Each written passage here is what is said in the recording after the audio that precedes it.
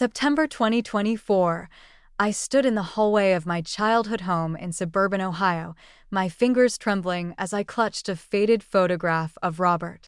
The walls around me, once alive with laughter and celebration, felt as cold as the morning air slipping through the windows. That's when Michael, now 50, and Linda, 48, stepped into the room together. Michael's voice caught, and he said, "Mom, we've decided to sell this house." The photograph slipped from my hand and fluttered to the floor. In that moment, every memory I had of Robert, our first dance, the day we painted this living room together, the children's laughter, came crashing down like a storm. This house was his legacy, my sanctuary. With my heart pounding, I turned wordlessly and went to the guest room. I packed one suitcase, 2 dresses, my favorite shawl, and a handful of photographs, then slipped out the door before sunrise. When I set the key on the hall table and it clicked shut behind me, I heard nothing but my own breath. Michael and Linda stood frozen in the empty hallway, guilt and frustration etched on their faces. In that silence, I knew we had all crossed a line we could never uncross. I was born in 1946 in a small row house on the east side of Cleveland. My parents were hardworking folks. My father worked long shifts at a steel mill, and my mother scrubbed floors as a housekeeper. When I was 8, they both died in a sudden fire. My stern grandmother, who lived in a rented apartment just a few blocks away, took me in. I remember the day I left their warm home and walked into hers, clutching my favorite doll. The apartment was cramped, the paint chipped, and my grandmother never had much patience for my tears. She taught me that life didn't hand out favors. If I wanted something, I had to earn it. By the time I was 10, I had learned to make my own bed, wash my own clothes, and navigate the city buses to get to school. Losing my parents so young forced me to grow up fast, and I carried that self-reliance into adulthood. In 1965, when I was 19, I met Robert Walker at a local fair. He was working on a fellow mechanic's car stall. His hands were stained with grease, but his smile was gentle. I was selling homemade pies at my grandmother's side table when I offered him a slice. He insisted on paying for it with a nickel. By the end of the night, I knew I'd found someone special. We married that December in a small church ceremony, me in a simple white dress, Robert in his best suit. In 1968, we pulled what little we had and bought a modest 2-story house in the suburbs. I worked second-shift factory jobs making toys for Christmas, and Robert repaired cars during the day. We lived on peanut butter sandwiches and long hours, but we were determined to pay the mortgage. By 1985, we had that house paid off, and we moved in with our 2 children, Michael, born in 1969, and Linda, born in 1971. When Michael came home as a 2-year-old covered in crayon, I swapped evening lectures at the community college for nights feeding him chicken soup and reading bedtime stories.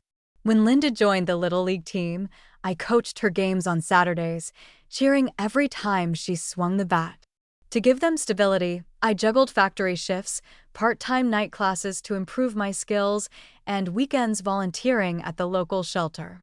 I wanted them to know that hard work and kindness could carry you through anything, just as it had carried me through my grandmother's tight grip on reality. In 1999, when I was 53, Robert died suddenly of a heart attack at 54. I still remember the way his breathing stopped one morning as he read the newspaper in our living room. He fell back, and I held him as he slipped away. In those days, grief felt like the coldest shadow. I sold my night classes to focus on keeping the home together. I converted our living room into a tiny home office, taking in boarders whenever I could. I worked mornings as a cashier at the grocery store, afternoons cleaning homes, and evenings as a part-time secretary for an insurance agency. I remember Michael and Linda watching me, stunted children who saw their mother tighten her jaw and keep going despite the exhaustion that threatened to collapse her. I told myself Robert would have wanted us to stay in this house, so I did whatever it took. I cooked for boarders, balanced ledgers on my kitchen table, and tucked my children into bed with the same lullabies Robert used to sing. Michael graduated college and became a corporate recruiter. He moved to Chicago in 1995. Linda earned a marketing degree and took a job in a different state. Soon after, their visits home became limited to holiday weekends. In the span of 2 decades, the house grew quiet. It no longer echoed with the sound of birthdays and holiday dinners. Instead, it held only the hollow footsteps of grown children swooping in to grab a casserole dish or leave a box of belongings. Home became a storage unit, a place where Michael and Linda kept their college textbooks and childhood toys, not the emotional anchor it had been when Robert was alive. I spent my evenings flipping through old photo albums, remembering the laughter of the past while the rooms around me stayed still and empty, echoing the distance that had grown between us. Despite the long hours and late nights, I never let go of the lessons grief had taught me, that I was stronger than I ever knew. But as Michael's offer to sell this house echoed in my mind, I realized that the distance between us wasn't just physical, it was something deeper. I was determined to find out if I could reclaim not only this house, but the love and respect that once bound our family together. Late August 2024, I knew something was off the moment Linda walked into the kitchen, carrying a thick stack of papers.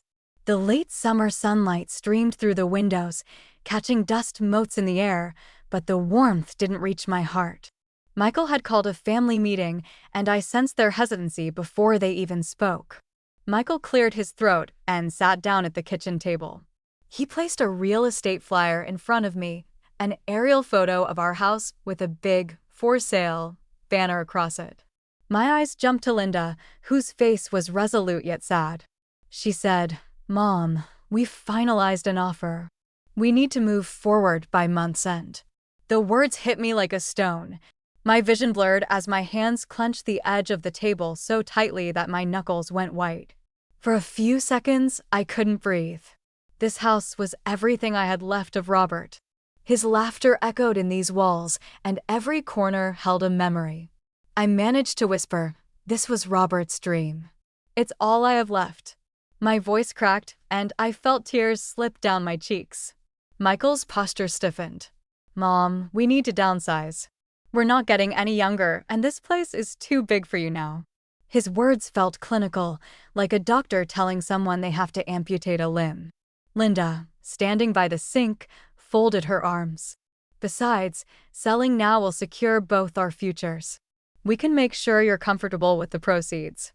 I remember the ache of that final sentence, comfortable with the proceeds. It was as if they were offering me a consolation prize instead of the home where we'd built our lives together. I fought to steady my voice. "I understand you're thinking practically," I said, holding back a sob, "but this house isn't just bricks and mortar. It's every hope Robert and I had for our family. It's where Michael took his first steps, where Linda learned to ride her bike. It's where we celebrated every holiday, every birthday. It's not something you can just replace with money." Michael shook his head. "Mom, I love you, but this is the best decision. Trust us." Linda leaned forward. "We've talked to financial advisors. You'll have enough to live on comfortably and maybe even travel if you want. You won't be alone. Marge and Pastor Lewis are ready to help." Their voices blended into a low hum, and I felt the walls closing in. I wanted to scream, to tell them it wasn't about the money, it was about my identity, my memories, everything Robert and I had built. But all I could do was stand, slowly, my legs shaking, and walk away. Later that evening, I sat on my bed surrounded by photo albums, thick leather-bound volumes filled with pictures of our family through the years, Robert and me on our wedding day, Michael's first Christmas, Linda's high school graduation. I traced my finger over a photo of Robert's smiling face, the man who had taught me to dream bigger than my circumstances. The weight of decades of sacrifice pressed down on me. I had worked 3 jobs to keep this house, to send Michael and Linda to college. Now it felt as though the very foundation beneath me was being yanked away. I grabbed a suitcase from the closet and unzipped it, pulling out Robert's favorite shawl, soft wool that still smelled faintly of his cologne. I folded it carefully and tucked it inside. Then I took out a pen and wrote a note on a small piece of stationery. I need to know who I am without this house. I left it on the kitchen table next to the real estate flyer. That night, I slipped out the front door before sunrise, the air cool on my face. I'm sure Michael and Linda woke to find the note in the empty house, pounding questions racing through their minds.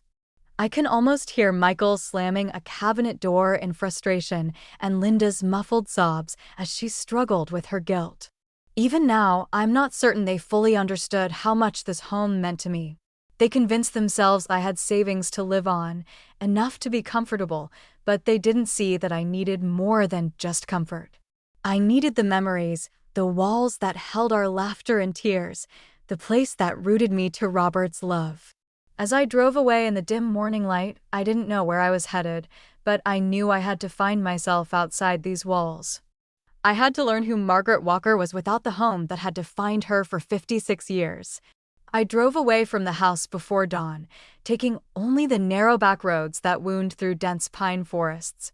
My destination was Margie's cottage, a place I hadn't visited since we were young mothers swapping recipes and trading gossip. As I turned onto the dirt lane, the familiar path felt strange, as though I were intruding on someone else's life. The cottage itself was small and rustic, its wooden siding weathered by years of sun and snow. I hesitated on the porch, my suitcase in hand, and wondered how I had ever found comfort here. Stepping inside, I was greeted by the scent of pine and the faint echo of memories, Marge's hearty laughter, our children playing in the yard. But tonight, the silence was thick, punctuated only by the sound of my own footsteps. The living area was sparsely furnished, a worn sofa, a rickety coffee table, and a small wood-burning stove that Marge insisted I keep stoked. I glanced around the cramped space and realized that the wood's hush felt as lonely as the empty rooms I had just left behind. After unpacking my few belongings, I sat on the edge of the sofa and opened a small leather pouch where Robert had tucked our savings. It was a modest sum, money he had invested in bonds for our future. Tears welled in my eyes as I counted the bonds, reminding myself that I wasn't destitute. I could use those funds to rent a studio apartment in the nearby town, but counting money did little to fill the ache in my chest. Robert's steady presence had always been my anchor. Without him and without the house, it felt as though the ground beneath me might give way at any moment. The next morning, I found a tiny studio apartment not far from Margie's cottage. It had a single window, a stained carpet, and a kitchenette so small that I could touch both walls by extending my arms. Yet it was mine for now, and it cost less than half of what we once paid in mortgage. As I carried my meager belongings inside, a quilt Robert had embroidered for me, a few books, and my journal, I admitted that none of this felt like home. For 56 years, every floorboard, every corner of our house had embraced me. I sat on the thin mattress, listening to the hum of the radiator and the distant sound of traffic, wondering where home might be. Nights were the hardest. I lay awake, tormented by flashbacks, Robert's booming laughter as he teased Michael for dancing like a goat the first time Michael took his wobbly steps across the living room, Linda's third-grade recital when she sang Amazing Grace. So quietly I had to lean in to hear her. At each memory, I felt my heart clench and tears stream down my cheeks. I whispered into the darkness, "Jesus, I miss him," and clutched my pillow as though it might give me comfort. But the pillow was cold, and the silence swallowed my words. One afternoon, Marge appeared on my doorstep with a pot of homemade beef stew, its steam carrying the scent of carrots and onions. Alongside it were crossword puzzles she had saved from old newspapers. "Thought you might need something to warm your belly and your mind," she said, squeezing my hand. I invited her in, and she sat at the tiny kitchen table, telling me stories about neighbors and cats and the way the sun shone through the pines. It felt like a lifeline, albeit a fragile one.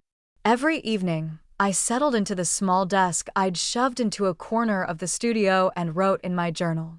I poured out my grief, my fear, and my anger onto the blank pages. Sometimes my handwriting shook so badly that I could barely read what I'd written the day before, but writing helped anchor me, kept me from drifting into despair. When the weather cooperated, I walked to a nearby creek, the water sparkling in the late afternoon sun. The sound of the creek's gentle babble reminded me of the solace I once found in nature when Robert and I had picked this place as newlyweds before we had children.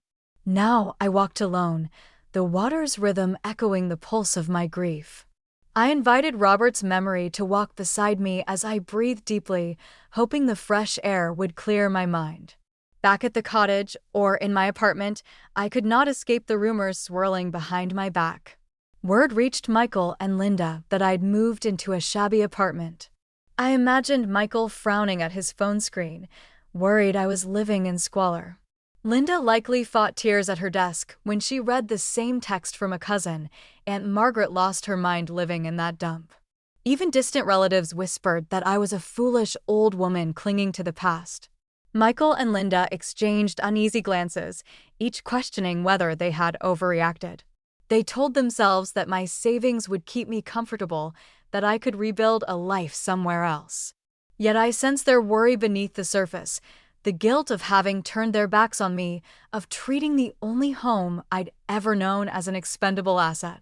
Despite the loneliness and the whispers, I held on to the belief that I would find strength again.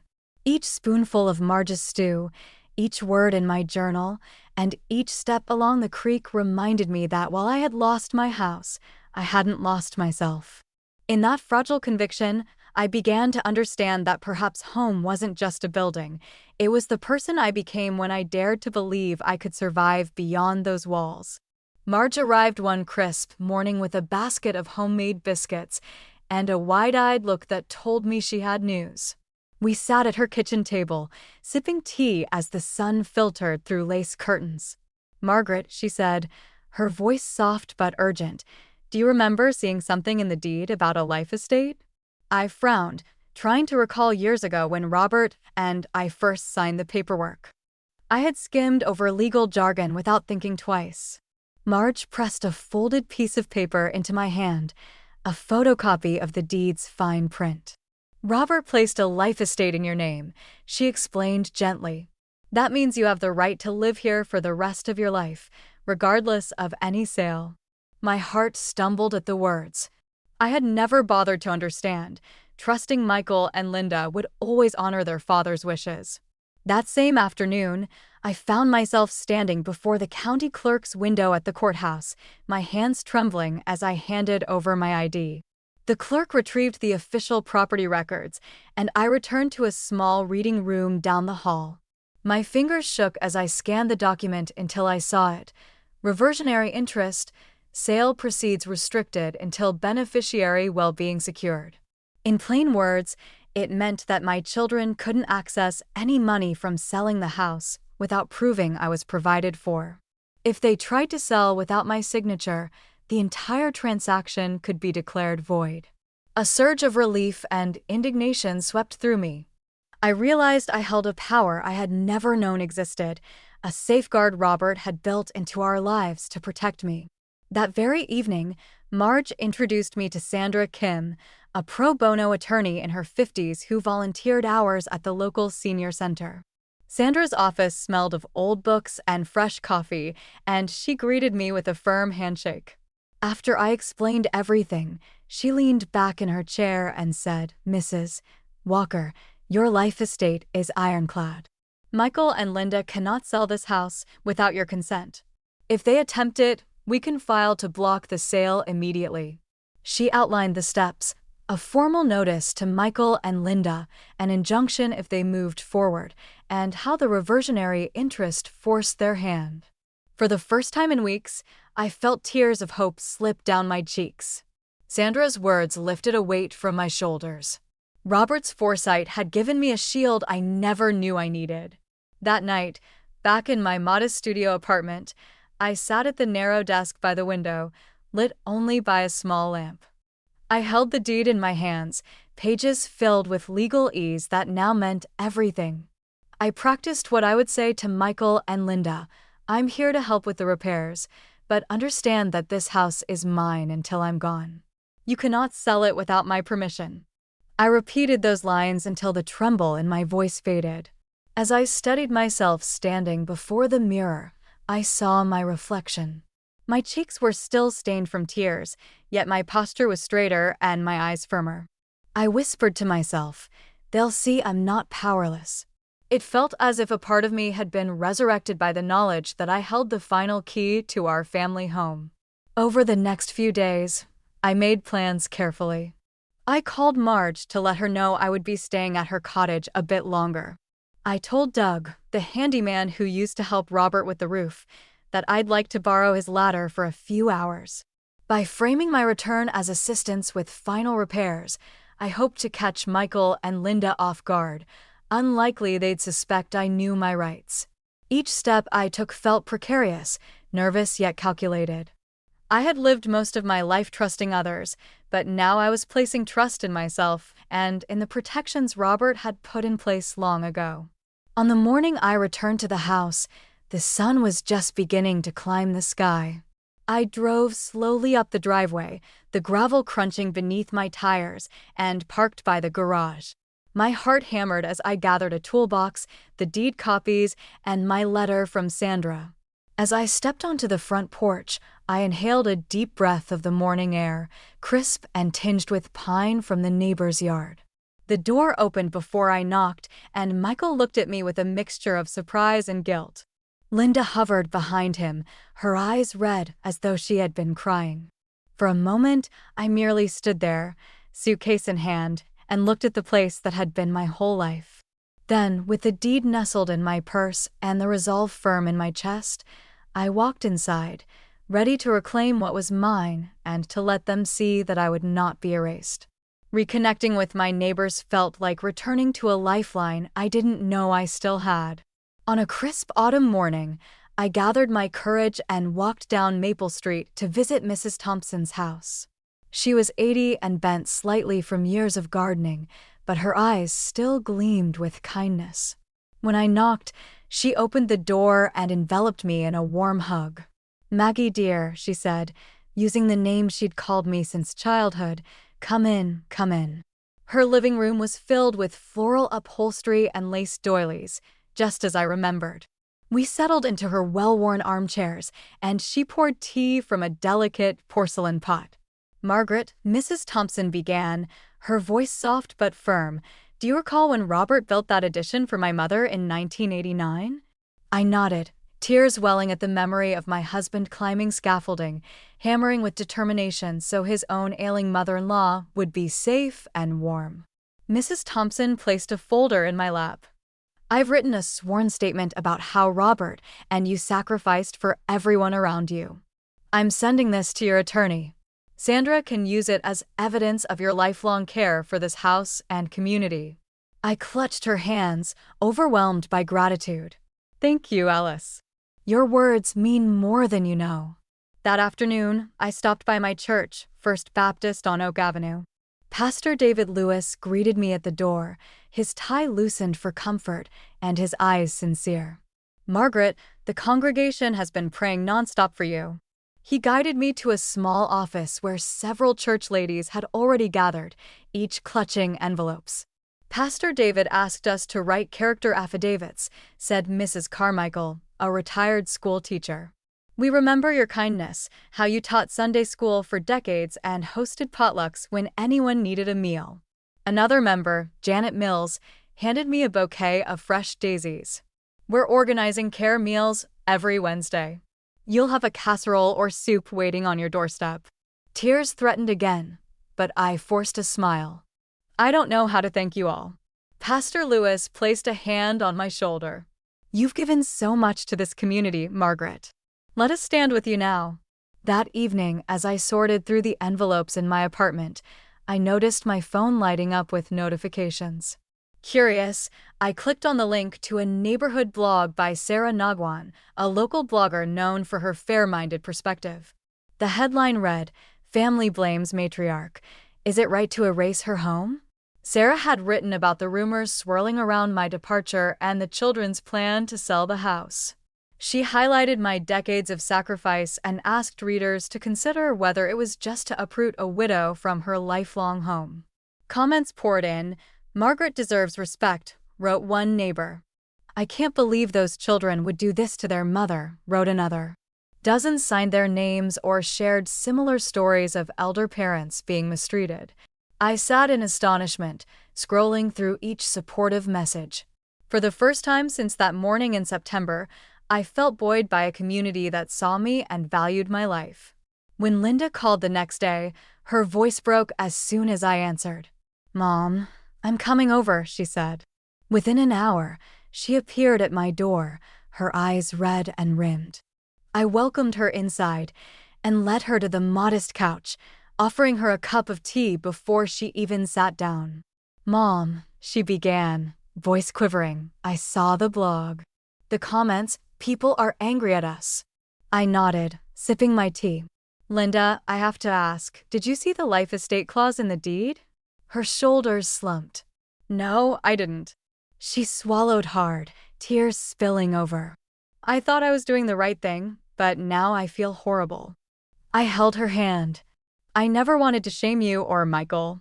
I just need you to understand why this house means so much." Her head dropped, and she sobbed softly. "I'm sorry, Mom. I never meant to hurt you with that." She left, overwhelmed but shaken, leaving me to feel a mixture of sorrow and relief that she was beginning to see the truth. That afternoon, I received an email alert that Michael had tried to set up a meeting with our family friend Tom Evans, who worked as a real estate broker. Understandably, Michael wanted to figure out how to push the sale forward despite the life estate. When I learned of his plan, I felt a twinge of frustration. He still hadn't grasped that the law was on my side. Before I could worry too much, I remembered Sandra's reassurance. We had the evidence we needed.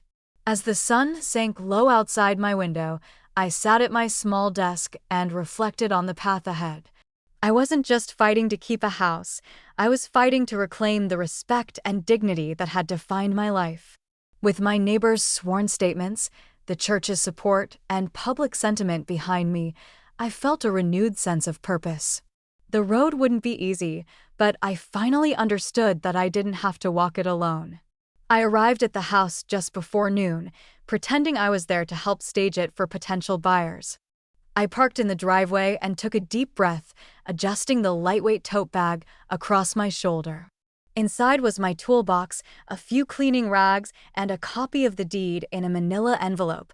Margaret Walker, fixer-upper volunteer. That was my alias for the day. When I stepped through the front door, the scent of stale air and musty rugs hit me first, but the sight of the familiar living room struck deeper.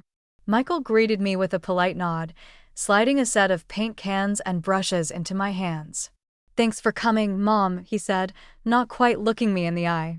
"We want the walls repainted for the listing photos."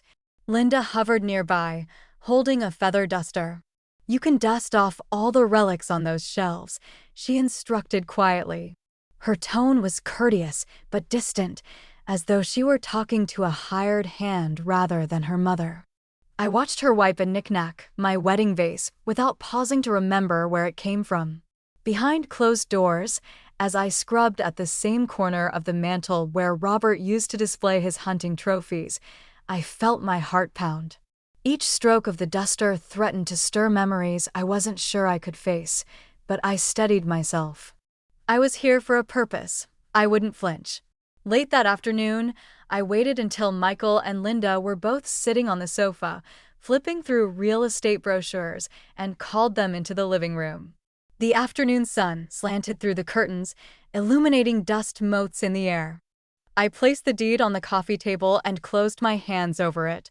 Their heads snapped up, confusion mingling with suspicion in their eyes. "This house is mine until I die," I said, my voice surprisingly steady. "Selling it without my consent is unlawful." I slid the deed toward them, then pointed to the life estate clause on the first page. "Robert put this in place for me. You either honor it, or this sale is invalid." For a moment, silence seemed to stretch forever. Then Linda's face flushed as she gasped, eyes narrowing. You're just making excuses to avoid getting real help." She leaned forward, confronting me as though I were the intruder. "You could downsize like the rest of us. Instead, you're clutching onto an old piece of paper." I met her gaze and said, "It's not about clawing at the past, Linda. It's about respecting the wishes Robert laid out. This clause is as binding as any law. Read it yourself. Your signatures on the will mean nothing here." Michael shot up from the sofa, his face red with anger. Without warning, he snatched the deed from the table and tore it in half. Paper fluttered to the floor as he slammed his hand on the wooden surface. "Fine. Call your attorney. We'll go to court." His voice trembled, but his glare was sharp as a knife. Tears sprang to Linda's eyes. "You're destroying our plans," she choked out, her tears flowing freely now. I could see the fear behind her anger, the fear of losing the sale proceeds they'd already allocated to their new lives. Michael spun on his heel and stormed out of the room, leaving Linda and me alone amid the faded upholstery and strewn papers. She buried her face in her hands, sobbing. I felt my own vision blur as I turned away to steady myself against the back of the sofa. Alone in the living room, the house seemed to hold its breath. Memories flooded back, Robert's raspy voice telling me to keep fighting at his deathbed, his hand wrapped around mine as he whispered, "Promise me you'll protect our home." I sank onto the sofa, clutching the torn deed fragments that still clung together, and let the tears come. A wave of doubt washed over me. Had I done the right thing by coming back? Was it selfish to fight them so fiercely? I pressed my head against the sofa's arm and closed my eyes, wanting only to vanish from this place that once felt so safe. But then I remembered the letters I'd received, handwritten notes from Pastor Lewis, affirmations from Mrs. Thompson, the church lady's assurances of support. Those words reminded me that I wasn't facing this alone. I took a shallow breath and exhaled slowly, letting a small measure of resolve return. I gathered the deed fragments, smoothing them out on the coffee table. Even though they were useless, torn pieces, in that moment I realized that the paper itself wasn't what Robert had given me. His promise had been forged in love and intention, a promise that a tear in paper could never destroy. Margaret Walker rose from the sofa, brushing tears from her cheeks.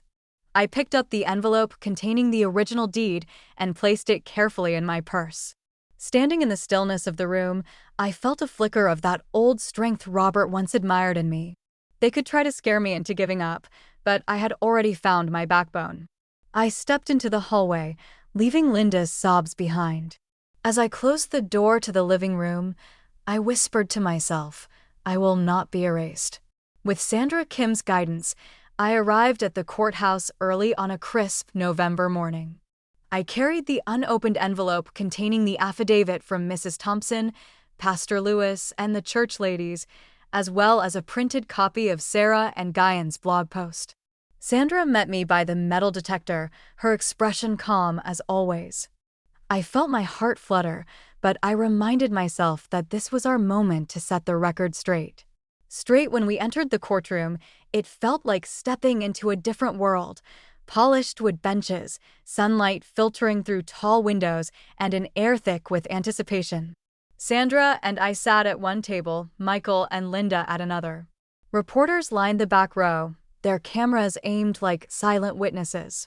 Judge Harriet Chong, known for her no-nonsense approach, took her seat promptly at 9:01 a.m., gavel in hand. Sandra rose to speak first. She laid out our case succinctly.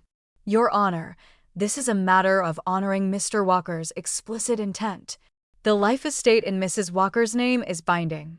We present the original deed, complete with Robert Walker's signature and accompanying affidavit from neighbors attesting to Mrs. Walker's decades of sacrifices. We also submit public commentary from a respected local blogger, which illustrates the community's support and highlights the moral context of this dispute." She passed a neatly organized binder across to the bailiff, who handed it to the clerk.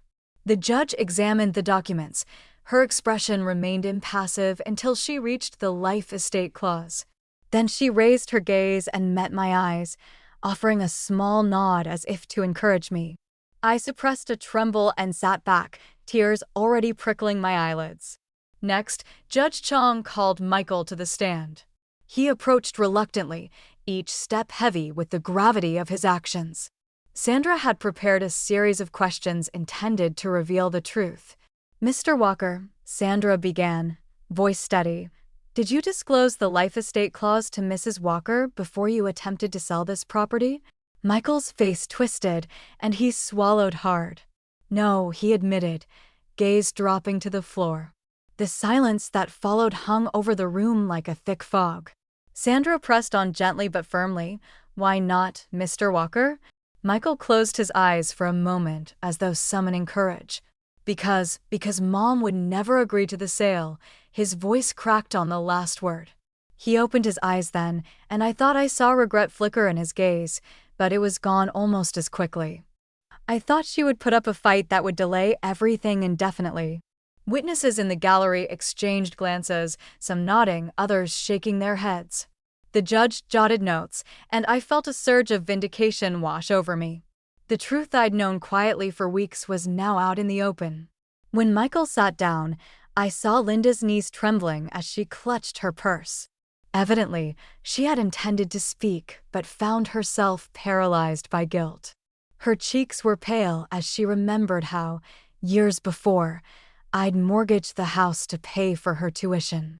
She swallowed hard and stared at the polished wood floor, tears pooling in her eyes. I wanted to reach out to her, but I remained seated, letting the moment unfold. Sandra then rested her case, and Judge Chong called for closing statements. The judge's gavel tapped lightly as she prepared to announce her ruling. The entire courtroom seemed to hold its breath. Finally, her voice rang clear and authoritative.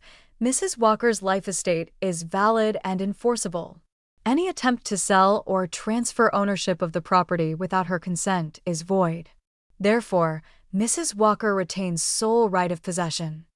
I hereby grant her motion for an injunction. Mr. Walker, you are ordered to vacate the premises within 14 days. If you refuse to comply with this ruling..." At that pronouncement, Michael and Linda's heads sagged. Michael leaned forward, hiding his face in his hands, and Linda wiped her tears with a trembling hand. The weight of public humiliation was evident in their slumped shoulders. Outside the courthouse, the autumn air felt even colder as journalists swarmed us. Camera lenses clicked relentlessly as I stepped onto the front steps. Neighbors, some clutching "Justice for Margaret" signs, stood on the sidewalks, applauding quietly. Sarah Nguyen was there with her phone, live streaming the moment. "Mother's legacy preserved," read the banner behind her camera. "Margaret Walker has won her home back." I felt a rush of gratitude as supporters handed me small bouquets of wildflowers and hugs from congregation members. I spotted Pastor Lewis holding a placard that read, "Respect your elders," and Mrs. Thompson beamed as she offered me a homemade pumpkin pie. Michael and Linda remained nearby, framed by the glare of video lights, looking crushed. I saw the weight of their shame and regret mirrored in their downward gazes. Reporters shouted questions. "Mrs. Walker, how does it feel to have justice served?" I managed to answer, my voice steady. "I'm grateful to everyone who stood by me. This house was never just a building, it was my family's legacy." As the cameras captured my words, I realized something profound. I had not only reclaimed a house, but I had also reclaimed my dignity. The public judgment had lifted the burden of silence I'd carried since Robert's death. The community support reminded me that I had never been alone, even when it felt like it. That day, as I left the courthouse, I felt the house's stone walls and tall windows behind me, safe in the knowledge that no paper could strip me of the love and memories I held inside.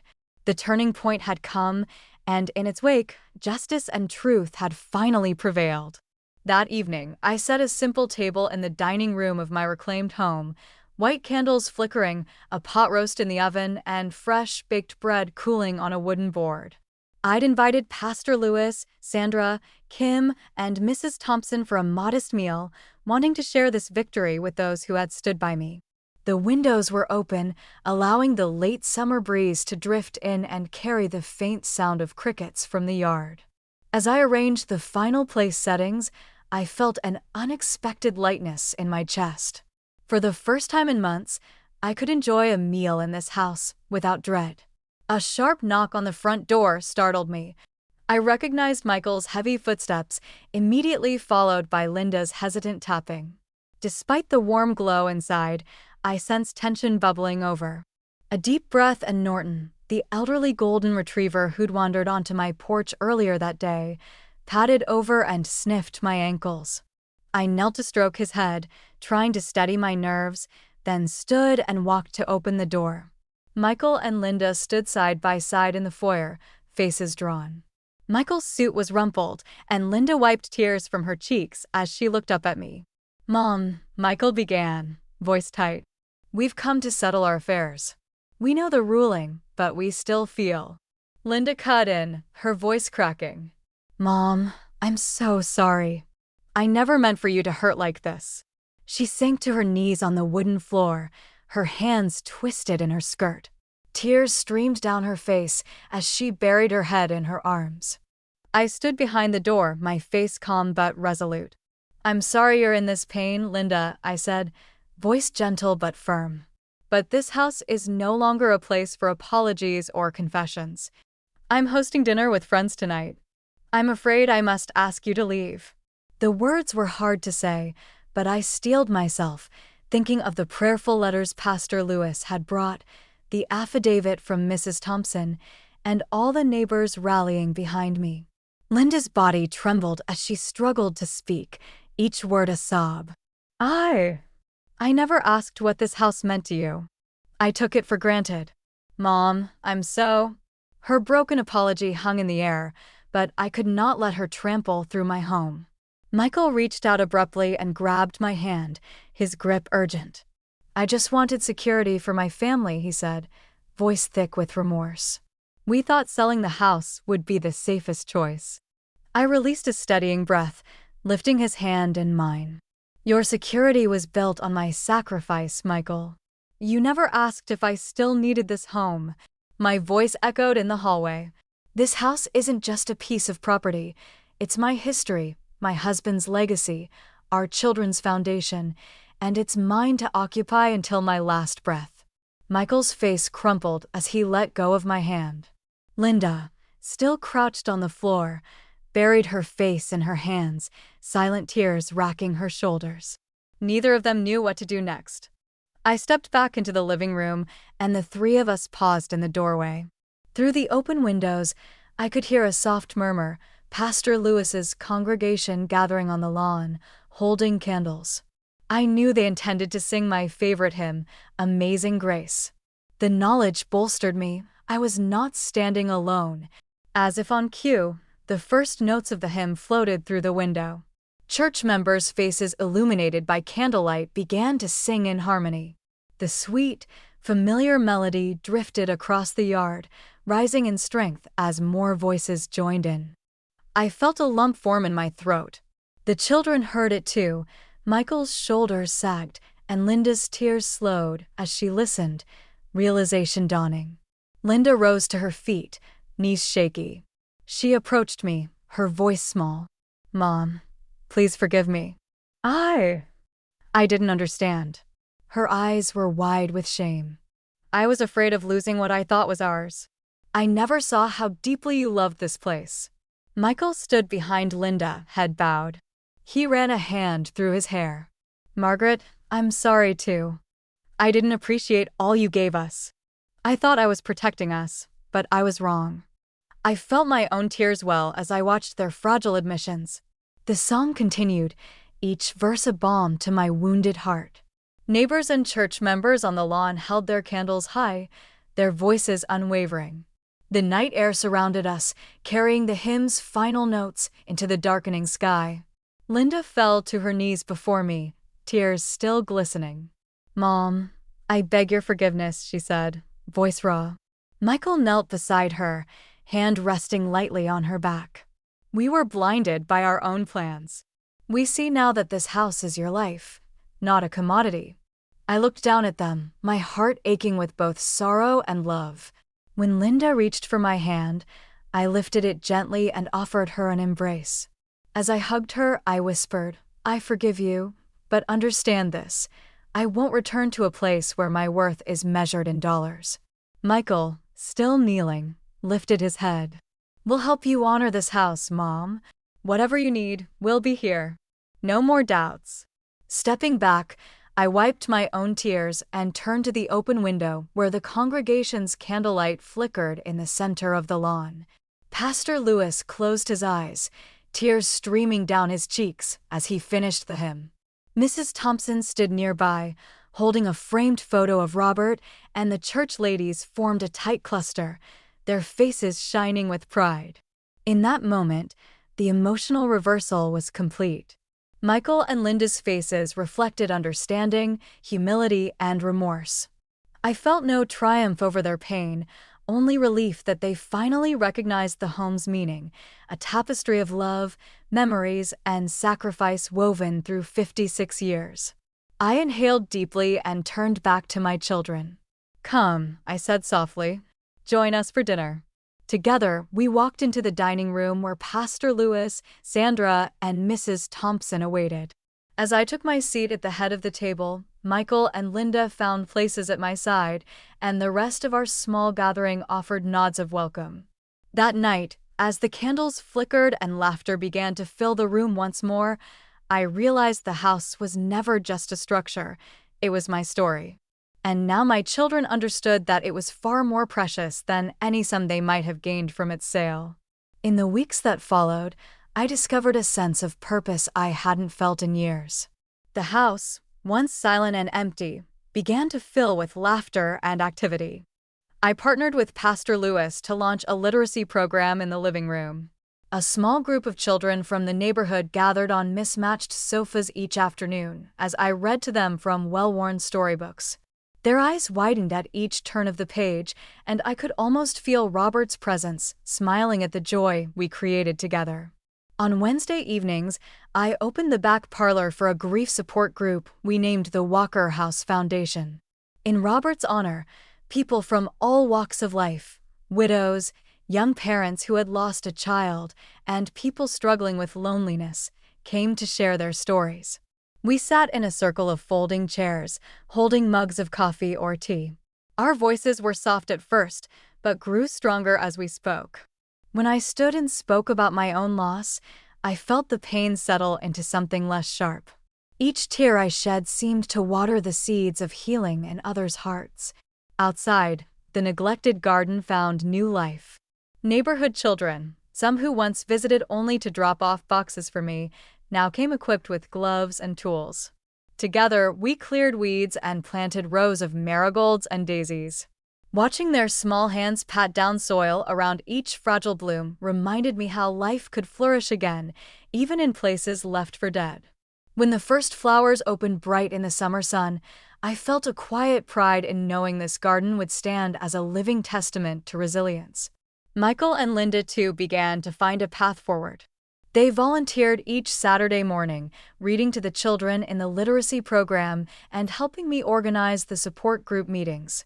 One afternoon, I found Michael struggling with his note cards, attempting to address the circle about his own mistakes. When he spoke, his voice quivered. "I thought selling this house was the only way. I was blind to what it meant to my mother, what it meant to all of us." Linda stood beside him, nodding, tears filling her eyes. Their honesty humbled me, and I realized that trust could be rebuilt, though it might take time. As December approached, we prepared for a modest Christmas gathering. I decorated the mantel with evergreen boughs and placed a wreath on the front door. Michael and Linda brought homemade cookies and insisted on setting the table, placing simple candles and a single poinsettia in the center. When the day arrived, I sat at the head of the table, gratitude washing over me as I looked around, Michael on one side, Linda on the other, Sandra, Kim, and Pastor Lewis smiling across from me, and Mrs. Thompson seated at my left. The air smelled of pine and cinnamon, and soft music played in the background. When dinner concluded, Michael and Linda exchanged a knowing glance, then handed me a large photo album bound in red velvet. Inside were pictures chronicling my life, a childhood birthday party at my grandmother's apartment, Robert and me on our wedding day, my children's first steps, the day we moved into this house, and finally, images from the recent weeks, children reading, neighbors gathering in support, and me standing before the garden's first blooms. As I turned each page, tears welled once more, but this time they were bittersweet, mixed with pride and relief. Late that night, I sat by the windowsill in my bedroom. The house was quiet except for the ticking clock on the mantel. I opened my journal and wrote, "They tried to sell my past, but I found my future in love and purpose. This house isn't mine. It belongs to every heart it shelters." I closed the journal and felt a gentle peace settle over me. This house, built with love and sacrifice, had become something greater than a shelter.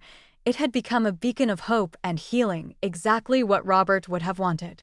6 months later, in March 2025, I find myself standing in the kitchen of my beloved home. The morning sun pours through the window above the sink. My hands are dusted with flour as I roll out dough for Robert's favorite apple pie. On the counter, a small bronze plaque catches the light, Walker House Foundation. I pause for a moment, tasting cinnamon on my breath, and remember how this house was once at the center of so much turmoil. Now it glows with renewal. Through the window, I watch Mrs. Jensen, a young widow from our support group, cross the front walk. She approaches with her daughter and offers me a tight hug. "Margaret, you gave me hope when I thought I'd lost everything," she whispers. Tears fill my eyes as I scoop her into another embrace. Behind her, I hear the delighted laughter of children playing in the adjoining library space. Linda is there now, volunteering every Wednesday, reading stories aloud and guiding them through art projects. Their voices drift in like a song, reminding me why this happened in the first place. Later that afternoon, Michael steps up to the podium at the local Rotary Club meeting. I sit in the audience with Pastor Lewis and Mrs. Thompson, pride swelling in my chest. Michael's voice is steady as he speaks about the importance of respecting elders' rights. He shares his own mistakes, candidly admitting that he once saw our home purely as an asset. "I was blind to my mother's sacrifices," he says. "Her life was built on love, not dollars. We must protect our elders' security and dignity." Afterward, both Michael and Linda announced they will contribute a portion of their incomes to a new senior home safety grant established by the Rotary Club. Watching them, I realize they have truly changed. As dusk falls, I slip out onto the front porch with a slice of warm apple pie tucked into my hand. I settle into the wooden rocking chair, feeling the gentle creak beneath me. The garden, once a tangle of weeds, now blooms with marigolds, daisies, and lavender. Their colors are muted by the fading golden light. I take a slow bite of pie, savoring the sweet warmth, and let the evening breeze brush against my cheeks. In that quiet moment, I close my eyes and whisper into the cooling air, "Robert, we did it." Across the street, a few of our neighbors stand by candles, offering their silent support. I think of every volunteer who helped build the foundation, every child I saw learn to read, every tear shed and prayer said. As I rock gently, the camera of my mind pulls back to reveal my silhouette framed by blossoms, a testament to resilience, renewal, and a matriarch who refused to be forgotten. If this story touched your heart, please like and leave a comment sharing your own experiences of standing up for what matters most.